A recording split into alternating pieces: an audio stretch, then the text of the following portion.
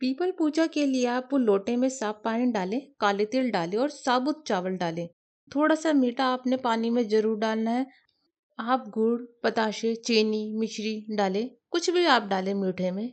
यह सब चीजें डालने के बाद आपको पूर्व की ओर मुंह करके जल गिराना है पीपल में।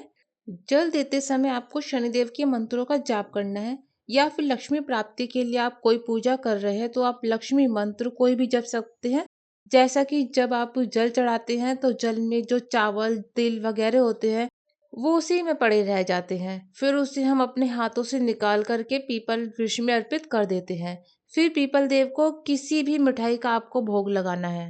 दूसरी चीज सिंदूर, यानी आप मैरिड है तो सिंदूर जरूर चढ़ाए। सिंदूर चढ़ाने के बाद आप अपने मांग में जरूर भरेंगे।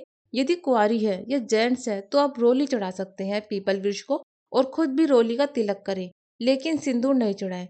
पुरुष भी सिंदूर नहीं चढ़ाएंगे। अब बारी आती है धूप बत्ती की। ये आसान सी पूजा विधि है।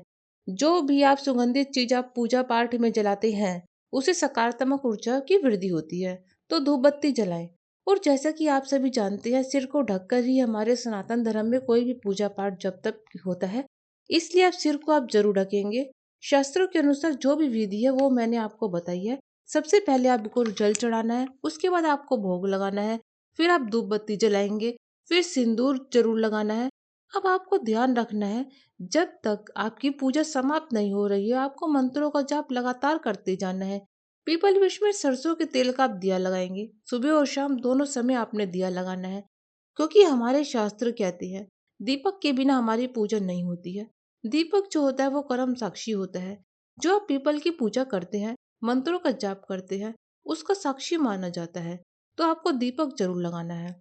अब आपने परिक्रमा करनी है। अब हाथों में किशमिश के दाने रखें, जो कि हर परिक्रमा के बाद एक एक दाने किशमिश, मिश्री या पताशे, जो भी आपने अपने हाथ में लिए हैं, कुछ भी आप अपने हाथों में रखकर परिक्रमा स्टार्ट करें। और वो हर परिक्रमा के बाद आपको चढ़ाते जाना है। 7 या 11 परिक्रमा तो आपने जरूर करनी है। तो जैसे ही एक परिक्रमा पूरी होगी, हाथ में लिया हुआ एक प्रसाद आप चढ़ा देंगे।